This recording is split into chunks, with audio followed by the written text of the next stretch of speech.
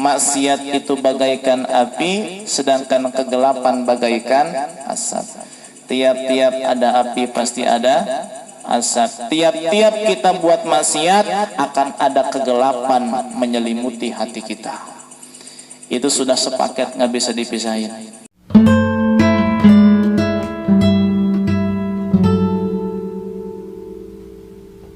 Assalamualaikum warahmatullahi wabarakatuh.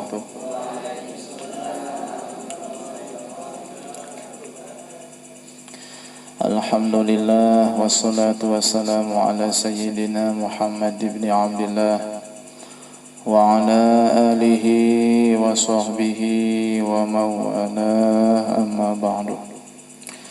Nawaitu ta'alluma wa ta'lim wa tadhakura wa tadhkir wa naf'a wal intifa' wal ifadata wal istifadah wal hasa ala tamasuki bi kitabillah wa sunnati rasulillahi sallallahu alaihi wasallam wa du'a ilal huda wa dalalata alal khair ibtigha'a wajhillah wa maradatihi wa thawabihi wa qurbihi subhanahu wa ta'ala wa man nawa bihi masyayikhuna wa ma'alim Allah subhanahu wa ta'ala min salihin niyat. As'alullah subhanahu wa ta'ala an yaj'alana wa iyyakum minal ulama'il 'amilin الفائزين بعلم اليقين وعين اليقين وحق اليقين مع اللطف والعافية.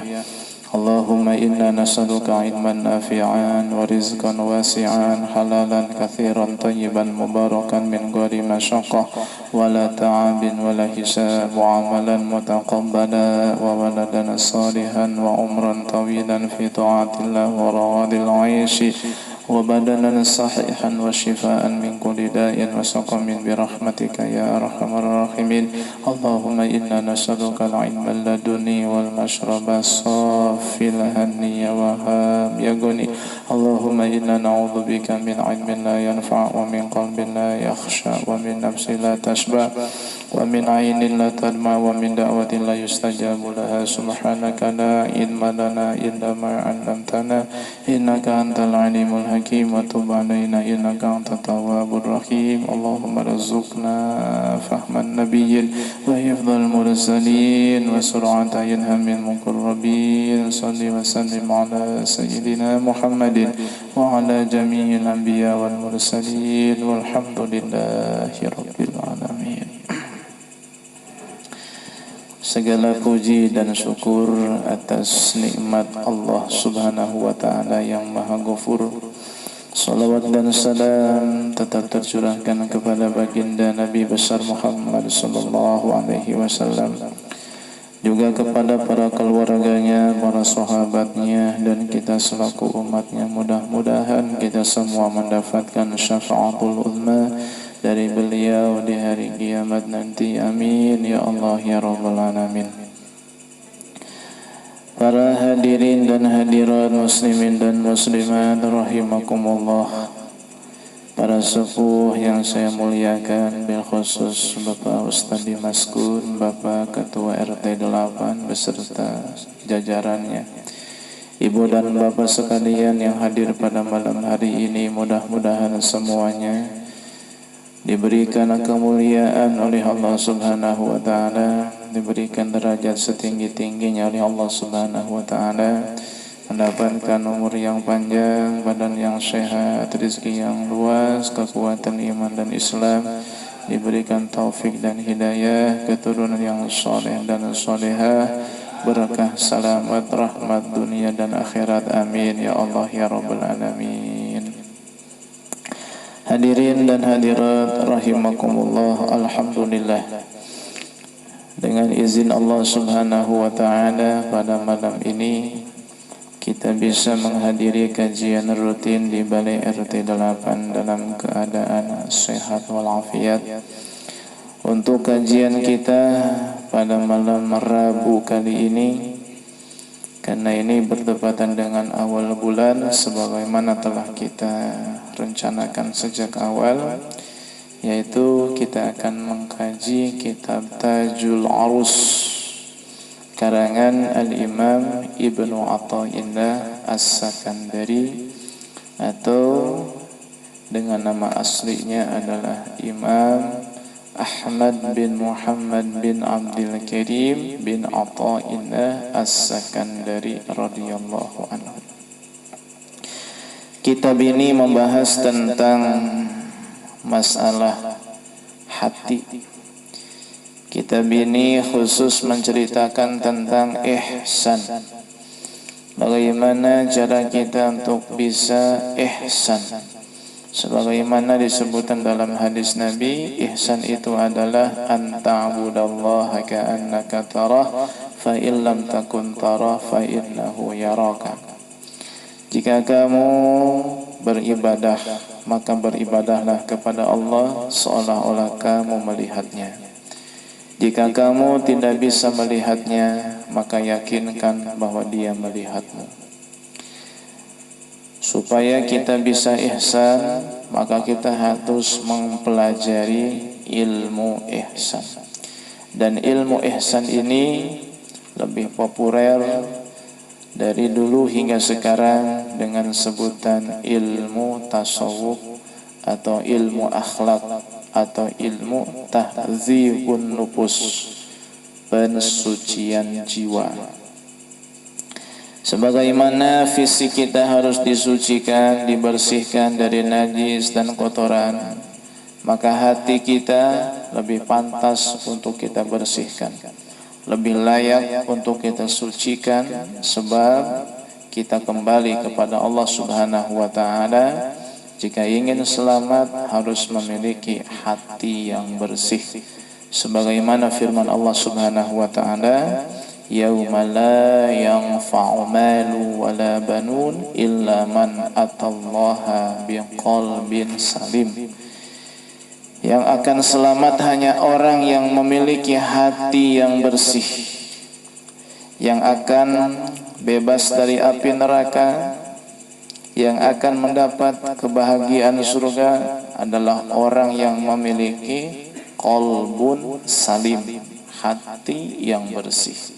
Nah, kitab inilah salah satunya, kitab bukan satu-satunya, salah satu kitab yang membahas tentang bagaimana kita mensucikan qalbu, batin dan ruh kita, sehingga kita selamat di dunia dan selamat di akhirat. Amin ya rabbal alamin.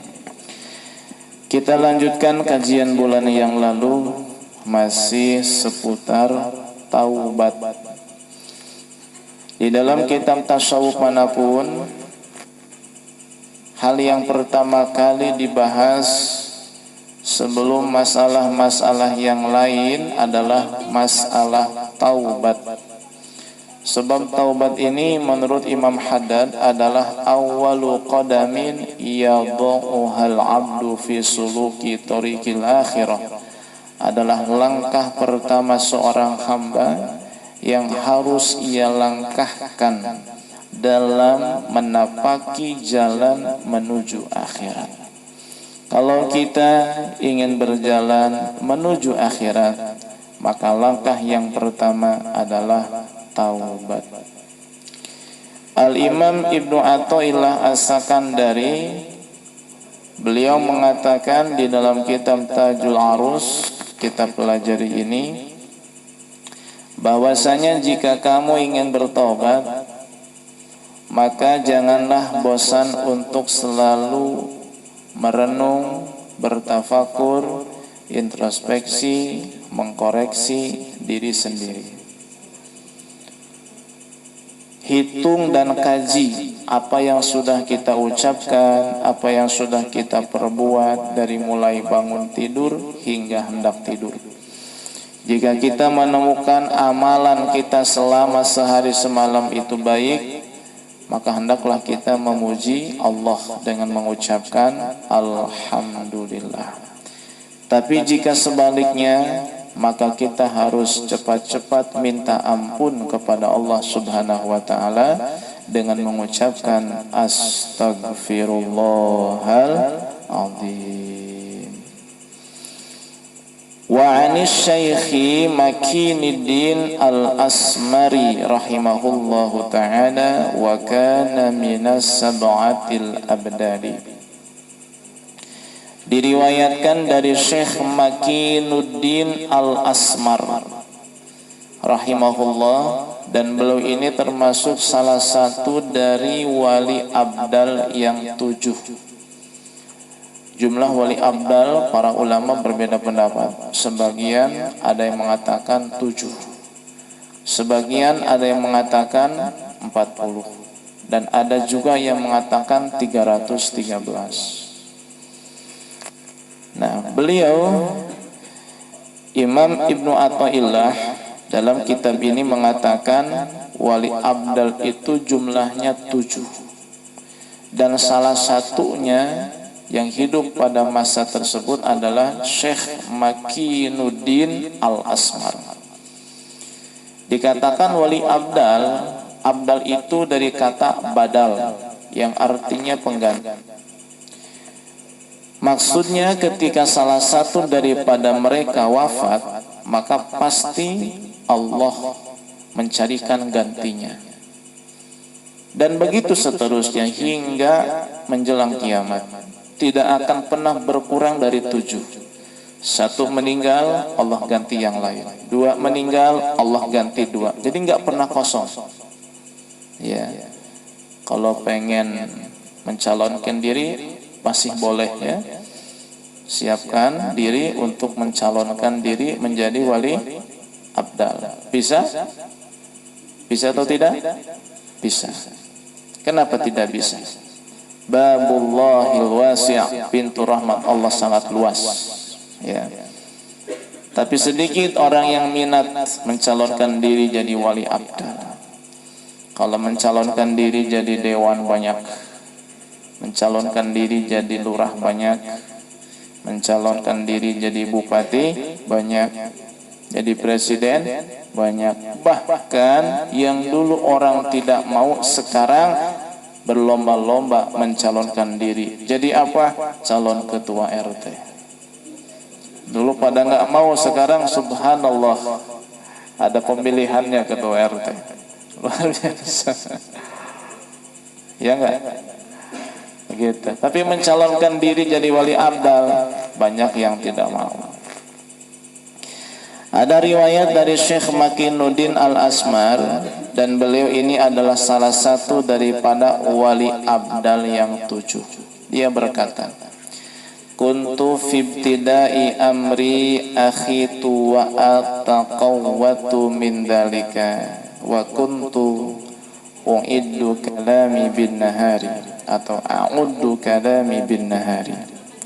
Fa idza jaa al-masa'u hasabtu nafsi fa ajidu kalami qalilan fama wajadtu fihi min khairin hamidtullaha wa syakartuhu alaihi wa ma wajadtu fihi min ghairi dzalika tubtu ila Allahi wastaghfartuhu ila ansara badalan radhiyallahu anhu. Syekh Makinuddin Al-Asmar berkata, dulu awal-awal aku melangkahkan kaki menuju jalan akhirat. Aku bekerja sebagai penjahit dan aku makan hasil dari upah menjahit. Selama 1 hari aku mencatat dan menghitung berapa ucapan yang telah aku keluarkan. Jadi beliau menyiapkan mungkin pulpen, kertas, dan beliau menghitung, mencatat berapa ucapan yang sudah dia keluarkan dalam 1 hari. Ketika datang waktu sore, dia akan menghitungnya. Jadi ketika dia berbicara, dari mulai pagi sampai siang dicatat sama dia tuh. Terus sampai sore dicatat. Apa yang diucapkan dicatat. Nanti sore hari dia hitung. Maka dia menemukan apa yang sudah dia ucapkan ternyata sangat sedikit. Jika dia menemukan dalam ucapan itu ada yang baik, dia memuji kepada Allah dan bersyukur kepadanya. Jika mendapati yang tidak baik, dia bertobat kepada Allah dan minta ampun kepadanya. Begitu setiap hari. Jadi mulai dia bekerja sebagai penjahit, jika ada yang memesan, terjadi obrolan, ucapan dia itu dia catat. Dan nanti dia hitung di waktu sore berapa kata yang sudah keluar dari mulutnya. Ya, karena kalau tidak dihitung semacam itu, kita nggak tahu mana ucapan yang baik, mana yang buruk yang sudah keluar dari mulut kita. Sekarang mungkin mudah akses untuk menghitung ucapan kita, tidak perlu dicatat, cukup direkam saja. Jadi kita harus siap-siap HP dengan rekamannya. Setiap kali kita ngomong, rekam.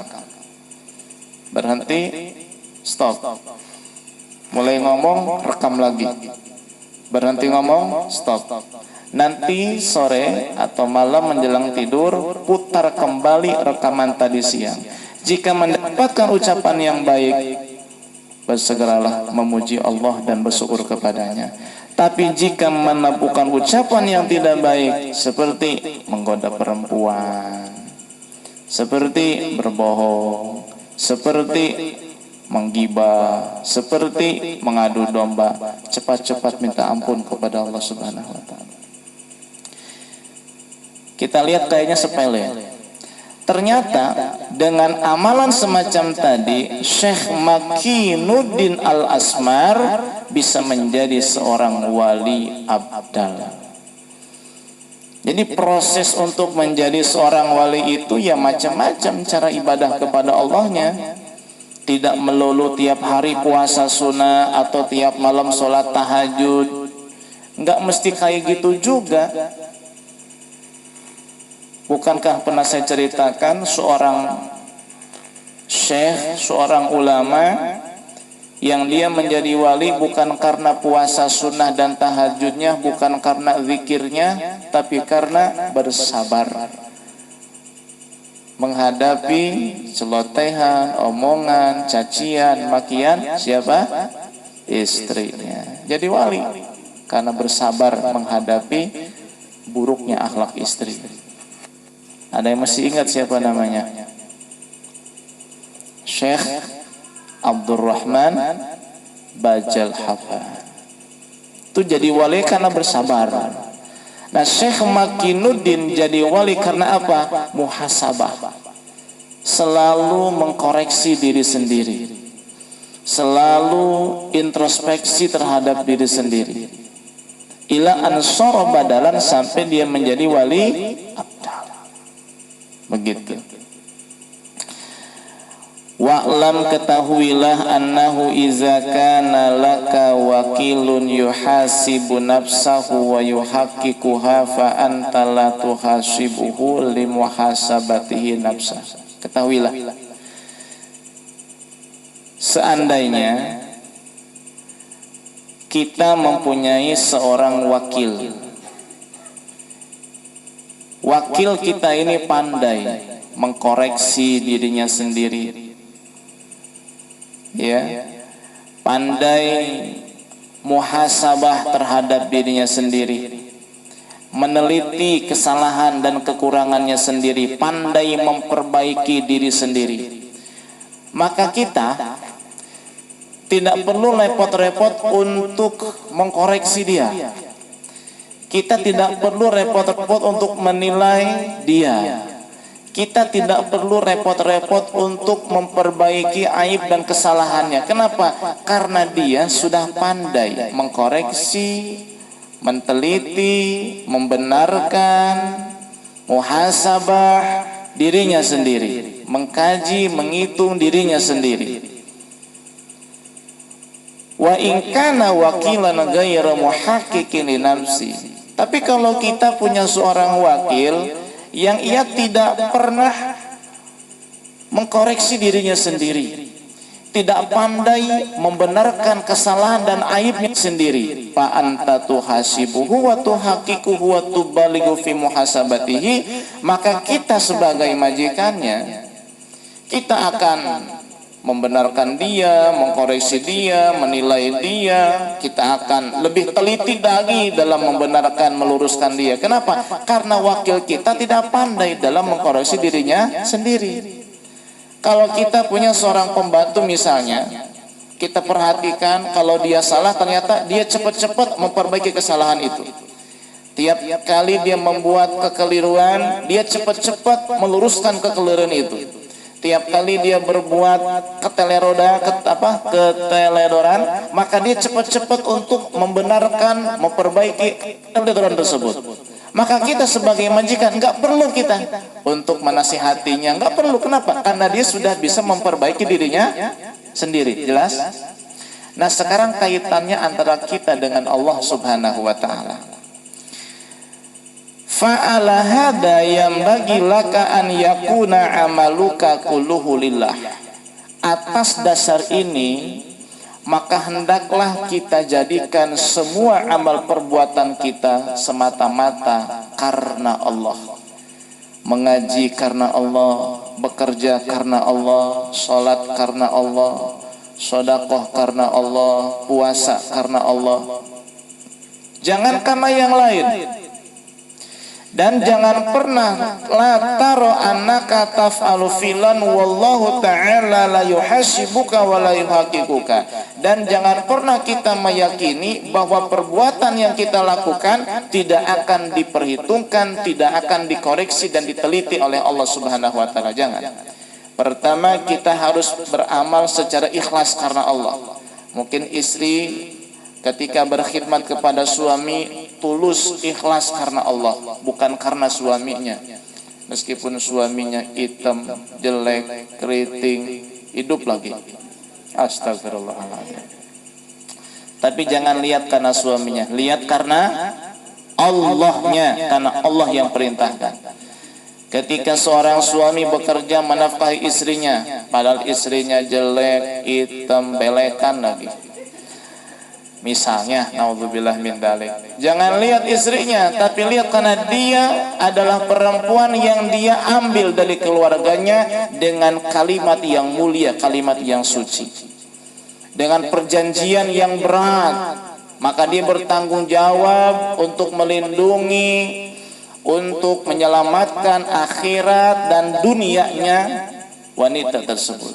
Gak melihat fisik, gak melihat zahirnya, tapi melihat karena ini adalah tanggung jawab saya dan ini adalah perintah Allah Subhanahu wa taala. Karena Allah. Dan yang kedua, jangan pernah ketika kita beramal sesuatu kita meyakini bahwa amalan kita ini tidak akan dihisab, dikoreksi atau diteliti oleh Allah Subhanahu wa taala. Tapi sebagaimana ketika kita punya seorang pembantu yang ketika dia salah pandai membenahi kesalahannya sendiri, pandai memperbaiki kekeliruan sendiri, maka kita sebagai majikan gak perlu repot-repot ngomelin, nasihatin dia. Begitu juga ketika kita sebagai hamba, tatkala kita salah, kita cepat bertobat kepada Allah dan kita pandai membenarkan meluruskan kesalahan kita sendiri. Kita pandai menteliti, mengkoreksi, mengkaji perbuatan kita sendiri, maka di hari kiamat seandainya pun kita dihisab, maka hisaban itu tidak akan memberatkan kita. Kenapa? Karena kita sudah menghitung, mengkaji, mengkoreksi, meneliti amalan kita sendiri ketika di dunia. Nah, inilah makna daripada ucapan Sayyidina Umar, hasibu anfusakum qabla an tuhasabu. Hisablah, hitunglah, koreksilah amalmu sendiri sebelum amalmu nanti dikoreksi oleh Allah di hari kiamat. Paham tidak? Ibu punya anak, ibu cukup liatin saja anak ibu belajar nulis. Terus ada salah, belum ditegur, anak sudah sadar itu salah, dihapus sendiri, dia betulkan. Perlu ngomong nggak? Kenapa nggak perlu ngomong? Udah dia ngebenerin sendiri. Kita perhatikan anak kita nih baca buku pelajaran, kita dengar ada yang salah. Kita mau negur, ternyata dia sadar, oh ini salah, dia ulangi bacaannya sehingga jadi benar. Perlu kita menegurnya? Kenapa tidak perlu? Karena dia sudah membenarkan kesalahannya sendiri. Begitu juga sama kita dengan Allah. Kita ini akan dikoreksi, diminta pertanggungjawaban di hari kiamat tentang amal kita. Nah, kalau kita di dunianya sudah pandai mengkoreksi amal kita sendiri, kita koreksi sendiri. Oh, ini salah, astagfirullah ya Allah, aku bertobat ya Allah. Ini tidak benar ya Allah, aku bertobat ya Allah. Ingat-ingat dulu, oh saya pernah ini ya Allah, aku minta maaf ya Allah, ampuni aku menyesal ya Allah. Nah, Allah nanti nggak perlu nanti nanya kita lagi. Kenapa? Karena kita sudah mengakui kesalahan kita sendiri dan kita sudah membenarkannya. Begitu nanti di akhirat. Ya, maka pentingnya kita muhasabah. Kalau kita dikritik orang mungkin tidak nerima. Tapi kalau kita mengkritik diri kita sendiri, nerima atau enggak? Nerima atau enggak? Kenapa nerima? Itulah yang namanya kesadaran.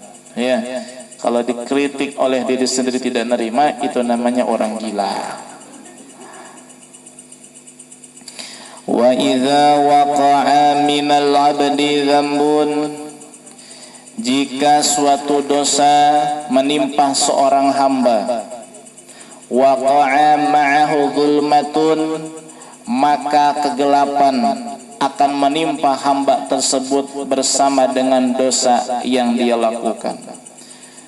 Ketika seseorang berbuat dosa, maka berbarengan dengan dosa yang dia lakukan, dia mendapatkan kegelapan dari dosa yang telah dia lakukan itu. Famisalul maksiati kanar wa zulmatu dukhanuha, sebab maksiat itu bagaikan api, sedangkan kegelapan bagaikan asap. Bagaikan asap. Maksiat itu bagaikan api, sedangkan kegelapan bagaikan asap. Tiap-tiap ada api pasti ada asap. Tiap-tiap kita buat maksiat akan ada kegelapan menyelimuti hati kita. Itu sudah sepaket, nggak bisa dipisahin. Kaman awqada fi baitin sab'ina sanatan ala tarahu taswaddu. Coba kita renungkan. Jika seseorang menyalakan api di rumahnya selama 70 tahun, apa yang terjadi? Rumahnya pasti bakal hitam. Orang dulu kan kalau masak pakai hau, benar enggak? Benar enggak? Maka dapurnya orang dulu pasti warna apa? Kenapa hitam? Asap dari api tersebut. Ya apa enggak? Begitu. Kadzalikal qalbu, begitu juga hati. Yaswaddu bil maksiyati, bisa menjadi hitam oleh karena maksiat. Ketika kita berbohong, hati kita hitam. Karena berbohong ini maksiat. Maksiat ini bagaikan api. Sedangkan kegelapan itu bagaikan asap daripada api tersebut. Ketika kita berbuat maksiat, hati kita hitam. Berbuat maksiat lagi, hati kita hitam. Berbuat maksiat lagi, hati kita hitam. Hitam, hitam, hitam, fala yadhar. Sehingga wujudnya hati ini tidak nampak, tertutup oleh kegelapan, dan tidak akan pernah menjadi bersih kembali hati tersebut illa bitaubati minallah, kecuali dengan cara bertaubat kepada Allah Subhanahu wa ta'ala. Kira-kira kalau dapur yang hitam karena asap pembakaran dari hau, tahu hau ya? Apa bahasa Indonesianya? Tungku, tungku ya. Hau itu tungku. Dapur yang hitam karena asap pembakaran dari tungku. Apakah layak dapur yang hitam itu dijadikan tempat seorang pengantin? Mau nggak pengantin taruh di situ? Layak atau tidak? Pantas tidak? Kenapa tidak pantas?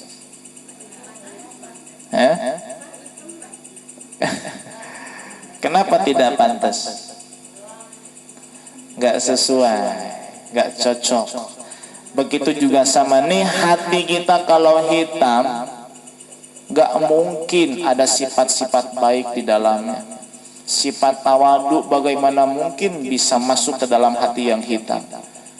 Ikhlas bagaimana mungkin masuk ke dalam hati yang hitam? Kenapa? Karena ikhlas, tawadu, husnudzon, dermawan, tulus, ini kan sifat-sifat yang mulia, suci. Bagaikan pengantin, bagaimana mungkin pengantin mau ditaruh di dapur yang hitam oleh asap pembakaran dari tungku? Begitu juga sama sifat yang mulia dan suci seperti ikhlas, tawadu, husnudzon, berbaik sangka, kemudian dermawan, kemudian tulus, ya, kemudian apalagi zuhud, waro, tidak cinta dunia, tidak cinta jabatan. Bagaimana mungkin masuk ke dalam hati, wong hatinya kotor, hitam, pekat? Maka supaya kita ini bisa tawadu, kita ini bisa dermawan, bisa baik sangka, cinta sama Allah, cinta sama Rasulullah, sayang sama sesama, ya, bertanggung jawab, sholat pengen nyaman, pengen nikmat, pengen kerasa. Bagaimana caranya? Bersihin dulu dong hatinya. Bagaimana cara membersihkan hati? Fala yadhharu illa bitaubati. Solusinya tidak ada lain kecuali hanya bertobat kepada Allah Subhanahu wa ta'ala. Tobat, ya. Sesali apa yang sudah kita lakukan selama ini. Fasara zulmu wa zulmatu, fasara zillu wa zulmatu wal hijabu muqaranatan lil maksiyati. Kehinaan, kegelapan, dan terhijab ini berbarengan dengan kemaksiatan. Tatkala kita berbuat kemaksiatan, disitulah ada kehinaan, disitulah ada zulmah, kegelapan, dan disitulah ada hijab. Apa hijab? Terhalang dari hal-hal yang gaib, sehingga hanya mulut saja mengatakan iman kepada qada dan qadar, iman kepada akhirat, tapi tidak ada implementasinya, tidak ada praktek nyatanya dalam kehidupan sehari-hari. Hanya mulut sebagai iman kepada akhirat surga, tapi nggak ada usaha untuk mengarah ke sana. Kenapa? Karena mahjub, terhalang. Dari mana munculnya hijab ini? Dari maksiat. Fa idza tubta ilallah, jika kita bertaubat kepada Allah, zalat atharuz dzunub, maka pengaruh-pengaruh daripada dosa itu akan hilang sedikit demi sedikit.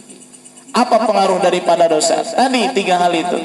Pertama adalah zul, kehinaan. Yang kedua zulmah, kegelapan. Yang ketiga adalah hijab, terhalang daripada hal-hal yang gaib dan suci. Supaya tersingkap hijab di dalam hati kita, supaya hilang kegelapan dalam hati ini, supaya sirna kehinaan dalam jiwa ini, maka solusinya adalah bertaubat kepada Allah Subhanahu wa ta'ala. Baik, saya pengen bertaubat Pak Ustadz, saya insaf, saya ingin kembali kepada Allah Subhanahu wa ta'ala, tapi kadang-kadang saya ceroboh, lalai dalam melaksanakan kewajiban kepada Allah Subhanahu wa ta'ala, menelantarkan hak-hak Allah Subhanahu wa ta'ala. Apa sih sebabnya itu? Imam Ibnu Athaillah As-Sakandari mengatakan, wala yadkhulu alaikal ihmal, tidak akan pernah masuk ke dalam dirimu suatu penelantaraan, penyia-nyiaan dalam hal kebaikan. Tidak akan pernah masuk ke dalam dirimu kelalaian dalam suatu kebaikan, illa bi ihmalika an mutaba'atin nabi, kecuali disebabkan karena keteledoranmu, kelalaianmu dalam mengikuti baginda Nabi besar Muhammad sallallahu alaihi wasallam. Ini sebabnya. Kenapa kita teledor? Kenapa kita lalai? Kenapa kita ceroboh? Kenapa kita kayak membiarkan amal-amal baik berlalu begitu saja? Ini sebabnya, karena kita teledor, karena kita menelantarkan, karena kita mengacuhkan, karena kita cuek, karena kita menyia-nyiakan sunnah-sunnah baginda Nabi besar Muhammad Sallallahu Alaihi Wasallam. Perhatikan sunnah-sunnah Nabi. Ya, jangan asal makan. Ingat, ketika kita mau makan, di situ ada sunnah-sunnah Nabi. Kita ingat bagaimana cara Nabi makan. Oh, Nabi sebelum makan cuci tangan dulu. Nabi kalau makan tidak bersandar. Nabi jika makan dengan tangan kanan. Nabi jika makan dengan 3 jari, jika memang dibutuhkan boleh dengan 5 jari. Tapi jika cukup dengan 3, cukup 3 jari saja. Nabi jika makan memulai dengan membaca Bismillahirrahmanirrahim. Nabi jika makan duduk dalam keadaan bersilang atau duduk dalam keadaan seperti orang yang tahiyat. Duduk tahiyat, ya. Baik tahiyat awal atau tahiyat akhir. Nabi jika makan, dia akan mengunyah makanan itu dengan sehalus mungkin. Dan Nabi tidak akan pernah mengambil makanan berikutnya sebelum yang di mulut masuk ke dalam tenggorokan. Kadang-kadang kita kan enggak, mulut masih ngunyah, tangan sudah mulai masukinnya. Mulut masih ngunyah, tangan udah siap masukin makanan yang baru. Ini bukan sunnah Nabi. Sunnah Nabi itu ketika makanan yang di mulut sudah tertelan, baru ngambil suapan berikutnya. Kalau kita kan enggak, mulut masih ngunyah, tangan udah siap. Apa? Masukin lagi. Berarti kan kita lalai dengan sunnah Nabi. Nah, jangan itu hal sepele menyebabkan kita lalai dari hal yang besar. Maka dikatakan man tahawana bis sunnati uqiba bitarakil wajib.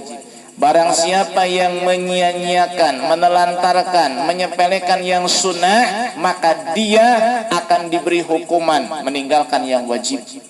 Hati-hati. Dari hal yang sepele itu, kalau kita tidak peduli, kalau kita nganggap ini bukan apa-apa, ini akan berakibat meninggalkan hal-hal yang besar. Nauzubillah, kadang yang wajib mungkin ditinggalkan. Sebab apa? Menyepelekan hal yang kecil, sedangkan itu adalah sunnah Nabi besar Muhammad Sallallahu Alaihi Wasallam. Ketika kita mau minum, ingat sunnah Nabi. Apa sunnah Nabi ketika minum? Nabi kalau minum selalu duduk atau jongkok. Nabi minum dengan tangan kanan. Nabi tidak pernah bernapas di gelas ataupun di tempat air. Nabi minum dengan 3 kali napas. Nabi memulai minum dengan membaca bismillah. Nabi minum tidak seperti orang yang kehausan terus menerus tanpa berhenti, tanpa ada jedanya. Nabi kalau minum di awal dengan basmalah, ditutup dengan hamdalah. Itu sunnah-sunnah Nabi. Jangan disepelekan lah, masa minum ini dipedulikan, nggak apa-apa tangan kiri juga. Ini nggak peduli dengan tangan kanan, pakai tangan kiri. Awas, nanti Anda akan menelantarkan, menyia-nyiakan, akan ceroboh dalam hal yang lebih besar daripada ini. Ini keterangannya. La yadkhulu alaikal ihmalu illa bi ihmalika an mutaba'atin Nabi sallallahu alaihi wasallam. Tidak akan pernah masuk pada dirimu satu kecerobohan, kelalaian, keteledoran, kecuali karena kamu teledor, lalai dan ceroboh dari mengikuti baginda Nabi besar Muhammad sallallahu alaihi wasallam. Wala tahsulu lakar rif'atu, dan kamu tidak akan pernah mendapatkan keluhuran, derajat yang tinggi indallah di sisi Allah, illa bimutaba'atin nabi. Allah wahdahu la syarika lah, lahul mulku wa lahul hamdu yuhyi wa yumiitu wa huwa ala kulli syai'in qadir. Baca surat Al-Kafirun, baca doa bismika Allahumma ahya wa bismika amut, bismika rabbi wada'tu jambi wa bika arfa'uhu, in amsakta nafsi farhamha wa in arsaltaha fahfadha bima tahfadhu bihi ibadaka sholihin. Gak pernah dibacakan? Gak pernah dibaca? Kenapa? Gak hafal ya. Baca lillahi ma fis samawati wa ma fil ardh. Baca Al-Ikhlas, Al-Falaq, An-Nas, tiupkan ke tangan, usapkan ke seluruh tubuh, ulangi 3 kali. Setelah itu selesai, pejamkan mata, hati tetap berzikir Allah, Allah, Allah sampai kita tertidur. tidurnya Nabi sallallahu alaihi wasallam. Enggak bakal kena erep-erep. Tahu erep-erep? Apa erep-erep? Enggak bakal ketindihan. Paling ditindihin. Lain lagi ya. Lain lagi teman ya. Baik. Jadi nggak ada cara lain ingin dapat keluhuran kecuali dengan mengikuti Nabi sallallahu alaihi wasallam.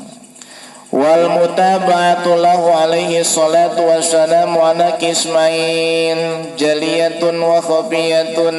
Mengikuti Nabi itu ada dua bagian. Yang pertama jaliyah, yang kedua khafiyah. Mengikuti Nabi itu ada dua cara. Yang pertama jaliyah, yang kedua khafiyah. Apa jaliyah? Jelas. Apa khafiyah? Samar. Jadi ada mengikuti Nabi dengan cara jelas, ada dengan cara samar. Fal jaliyatu, mengikuti Nabi yang jaliyah yang jelas itu kasolati, seperti sholat. Kita sholat, ikuti sholatnya Nabi bagaimana yang bisa kita praktekkan, kita laksanakan. Rukunnya rukun Nabi, sujudnya sujud Nabi, bacaan yang kita baca dari Nabi sallallahu alaihi wasallam.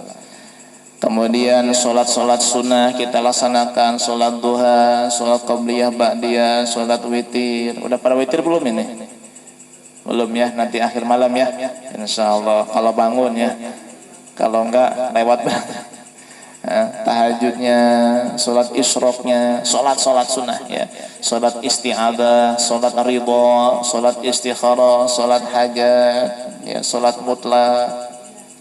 Ini jaliyah jelas sudah. Kemudian wasiyam, puasa. Lebih-lebih ini di bulan Rajab puasa ya. Di dalam hadis yang hasan dan para periwayat ini siqat, kuat, adil ya, hafalannya hebat.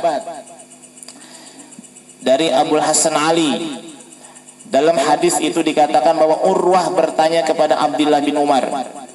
Kata Urwah, wahai Abdullah bin Umar, apakah Rasulullah sallallahu alaihi wasallam berpuasa pada bulan Rajab? Apa kata Abdullah bin Umar? Na'am wa yusyarribu. Ya, dan Nabi memuliakan bulan Rajab. Jadi perkataan Nabi katanya enggak mencontohkan puasa di bulan Rajab, puasa di bulan Rajab itu bid'ah. Orang yang ngomong kayak gitu ngopinya kurang pahit. Ya. Jalan-jalannya kurang jauh. Ya, yang mengatakan puasa Rajab itu bid'ah, ngopinya kurang pahit. Jalan-jalannya kurang jauh. Nabi puasa Rajab wa yusyarrifu, dan memuliakan bulan Rajab. Ya, minimal sehari lah puasa Rajab. Syukur-syukur sih 27 hari, syukur-syukur gitu. Syukur-syukur nyambung dengan Sa'ban, syukur-syukur begitu. Minimal satu hari. Udah pada puasa belum? Berapa hari? 3 hari. Alhamdulillah ya. Nambah lagi, nambah.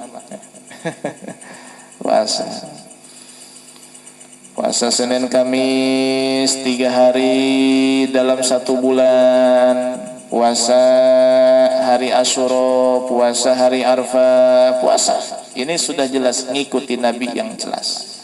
Kemudian zakat, haji, perang, menuntut ilmu, ini jelas sudah. Pokoknya yang sifat-sifatnya dhahir, itulah cara mengikuti Nabi yang jaliyah. Ya, kayak baca Quran, baca wirid, baca sholawat, ngikuti Nabi. Itu namanya mutaba'atun Nabi jaliyah, mengikuti Nabi yang jelas. Ada mengikuti Nabi tapi samar. Seperti apa? Anta takidal jam'a fi sholatika wa tadabbura fi qiraatika. Yakinkan penggabungan ruh dan jasad, penggabungan jiwa dan fisik ketika sholat.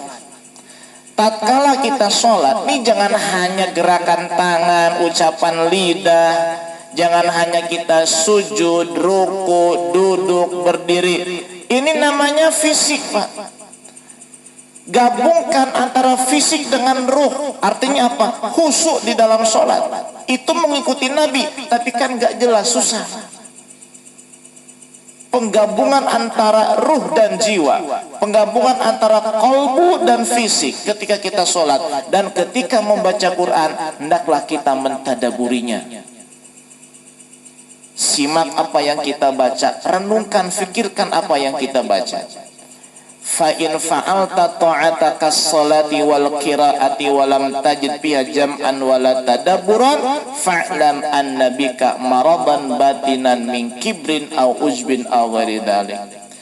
Jika kita melakukan satu ketaatan seperti salat dan membaca Quran, lalu di dalam salat itu kita tidak menemukan adanya penggabungan, penyatuan antara kalbu, jiwa, ruh dan fisik, tidak ada tuh connect antara hati dengan fisik dengan zahir kita.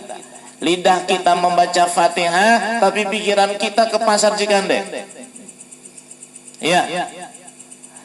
Lidah kita mengucapkan at-tahiyatul mubarakatus sholawatu thayyibatulillah tapi hati kita di rumah. Tapi hati kita di kantor, di pabrik, hati kita di pasar, di swalayan. Gak ada penggabungan antara kalbu dan fisik, antara jiwa dan raga. Tidak ada penggabungan. Kalau kita mendapati tatkala kita baca Quran tidak tadabur, tidak merenung, tidak berfikir, tidak menyimak apa yang kita baca, tidak menghayati maknanya, maka ketahuilah berarti hati kita sedang sakit. Entah itu karena sifat sombong, entah itu karena membanggakan diri sendiri, entah itu karena sifat pelit. Wallahu alam, itu cara mendiagnosa apakah hati kita sedang sakit atau tidak. Bagaimana cara mendiagnosanya? Bagaimana cara kita men-scan hati kita sakit atau tidak? Tuh ketika sholat Allahu Akbar, antara hati, antara jiwa dan raga nyambung atau enggak? Jangan dijawab ya, dalam hati masing-masing aja. Ya, waduh, nggak nyambung Pak Ustaz. Kadang-kadang saya lupa sudah baca Fatihah atau belum. Padahal tadi dia yang baca Fatihah. Dia yang baca Fatihah, selesai Fatihah bingung, udah baca apa belum? Lah, tadi yang baca siapa Mas? Nah, berarti nggak connect nih antara jiwa dan raga. Ini sudah terdiagnosa nih, udah ada hasil rongsennya nih. Apa hasil rongsennya? Hati sakit, punya penyakit batin. Aduh, apa penyakitnya? Wallahu a'lam. Entah itu sombong, entah itu ujub, entah itu buruk sangka, entah itu benci kepada seorang muslim, entah itu buruk sangka, entah itu ria, entah itu apa panjang angan-angan, entah itu cinta dunia, entah itu cinta jabatan. Wallahu a'lam. Yang penting sudah ada hasil daripada lab bahwasanya hati kita sedang sakit. Nggak perlu ketobat pengen tahu hati sakit mah, cukup praktek sholat aja, rasakan apakah ada connect antara jiwa dan raga. Kalau tidak ada, berarti hatinya sedang sakit. Aduh, kayaknya lagi sakit semua kayaknya nih. Allah Subhanahu wa ta'ala berfirman, Sa'asrifu an ayati alladhina yatakabbaruna fil ardi bighairil haqq. Wallahu alam bimuradi. Sa'asrifu akan aku palingkan an ayati dari ayat-ayatku alladzina yatakabbaruna fil ardi bighairil haq, orang-orang yang sombong di muka bumi tanpa hak. Jadi orang-orang yang sombong di muka bumi tanpa hak akan dipalingkan oleh Allah dari ayat-ayat Allah. Masya Allah, ini ngeri. Kadang-kadang kita ngomong saya lagi malas baca Quran. Jangan-jangan bukan kita yang malas baca Quran, tapi karena Allah yang benci mendengar suara kita. Wallahu a'lam. Saya lagi malas sholat nih, malas. Jangan-jangan bukan karena kita malas sholat, tapi karena Allah nggak mau bertemu sama kita. Ya Allah, mengerikan ini ayatnya nih. Akan aku palingkan orang-orang yang sombong di permukaan bumi, akan aku palingkan mereka. Dari apa? Dari ayat-ayatku. Sehingga mereka berpaling dari ayat Allah. Bukan karena mereka berpaling, tapi Allah yang memalingkan mereka dari ayat-ayatnya. Kenapa? Sombong. Sombong itu penyakit hati. Ketika kita baca Quran, kita nggak fokus, berarti kita berpaling daripada Quran yang kita baca. Ketika kita sholat, kita tidak khusyuk, berarti kita berpaling daripada ibadah yang paling fardu, yaitu sholat. Masya Allah. Fayakunu misaluka, maka perumpamaan orang semacam itu kal mahmum, seperti orang yang sedang sakit panas. Alladhi yajidu fi famihi sukara murran, yang merasakan pahit padahal gula dimasukkan ke dalam mulutnya. Makanan itu, minuman itu manis, tapi di mulut terasa pahit. Kenapa? Lagi sakit panas. Orang lagi sakit panas, gula pun terasa pahit. Yang salah itu lidahnya atau gulanya? Gulanya apa lidahnya? Lidah. Kita sholat nggak khusyuk, yang salah itu kitanya apa sholatnya? Kitanya. Sholat itu ya kayak gula manis, Pak. Iman itu kayak gula manis. Baca Quran itu kayak gula manis. Tapi kok saya nggak khusyuk? Saya kok pengen cepet-cepet aja. Oh, berarti lagi sakit nih. Jangan salahkan Qur'annya, jangan salahkan sholatnya, jangan salahkan ibadahnya, salahkan kitanya. Ketika gula dimasukkan ke lidah, lidah tidak merasakan manis, jangan salahkan gula, salahkan lidah. Berarti lidahnya sedang sakit. Waduh, sudah tahu kita sedang sakit? Sudah tahu kita sedang sakit? Sudah tahu. Artinya kita sudah dapat hasil dari lab. Gak perlu bayar, ini mah gak perlu gratis. Kita pengen cek darah, kita pengen cek gula, harus bayar. Ini mah gratis. Padahal ini adalah ilmu yang sangat mahal, Pak. Kenapa? Gak ada orang yang masuk neraka karena darah tinggi, gak ada. Kata malaikat Malik, kenapa kamu ke neraka? Waduh, punya darah tinggi. Gak ada. Gak ada orang neraka masuk ke neraka karena punya penyakit emah, gak ada. Sakit mata, sakit telinga, sakit hidung, gak ada. Penyakit-penyakit itu yang menyebabkan orang masuk neraka, gak ada. Tapi tidak sedikit orang yang masuk neraka karena sombong. Sombong penyakit apa? Hati. Hati.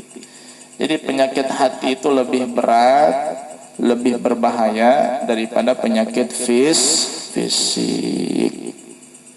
Terutama sombong, hati-hati kesombongan itu. Fal maksiatu, nah perhatikan, penting ini. Kemaksiatan ma'adzulli wal iftiqar, disertai dengan rasa hina dan butuh kepada Allah. Khairun minat ta'ati, itu lebih baik daripada ketaatan. Ma'al izzi, disertai dengan rasa mulia, wal istikbari, dan kesombongan. Orang ini rajin ibadah, tapi dia merasa bangga, dia merasa mulia, dia merasa hebat dengan ibadahnya, dia sombong, merasa dirinya paling ahli ibadah, paling taat. Dalam satu sisi yang lain, ada seorang hamba perbuat maksiat, tapi meskipun dia bermaksiat, dia ngeluh masa banyak dosa, banyak maksiat, dia merasa hina. Dia merasa jauh dari rahmat Allah, penuh hati dengan kesedihan karena kemaksiatannya. Jika dibandingkan, mana yang lebih mulia, lebih bagus? Apakah nih pelaku maksiat tapi hatinya penuh dengan kesedihan, penuh dengan keterpurukan, penuh dengan perasaan bersalah, dibandingkan dengan orang yang berbuat amal soleh, taat tapi penuh dengan kesombongan? Yang lebih baik yang ini. Ini yang lebih baik. Tidak pakai kerudung, jarang sholat 5 waktu, tapi hatinya bersedih, banyak salah, ngerasa banyak dosa. Ini rajin pakai kerudung, rajin ke pengajian, rajin puasa, rajin sholat sunnah, tapi merasa pintar, merasa hebat. Lebih bagus mana? Nih yang ini. Tapi ini jangan dijadikan dalih, jangan dijadikan hujah untuk menyelamatkan dirinya. Kadang-kadang ada orang ngomong kayak gini, belum tentu yang pakai kerudung hatinya baik, belum tentu yang nggak pakai kerudung hatinya kotor. Ini dalih namanya, orang yang nggak mau pakai kerudung dosa dia ngomong kayak gitu. Lantas perbandingannya bagaimana? Perbandingan tadi itu di mata Allah Subhanahu wa taala, bukan kita yang menilai. Karena urusan hati siapa yang tahu? Allah. Ini kadang-kadang ngomong kayak gitu. Belum tentu yang suka ngaji hatinya baik, dan belum tentu yang enggak ngaji hatinya kotor. Waduh. Ini alasan orang yang enggak mau ngaji dan enggak mau dinasehati. Begitu, ya. Paham? Qala Allah Ta'ala. Nah, cukup sampai di sini saja. Pembahasan masih panjang, nanti kita lanjut dalam kajian berikutnya tentang tahdzibun nufus, pensucian kalbu ataupun hati. Ini kalau nggak ngaji kayak gini kan, selama ini mungkin kita merasa kita baik-baik saja, ya kan? Kita merasa baik-baik, ternyata kita tidak sedang baik-baik saja. Ternyata kita tidak sedang baik-baik saja. Lagi sakit semuanya. Wallahu a'lam bishawab. Silakan, ada yang bertanya?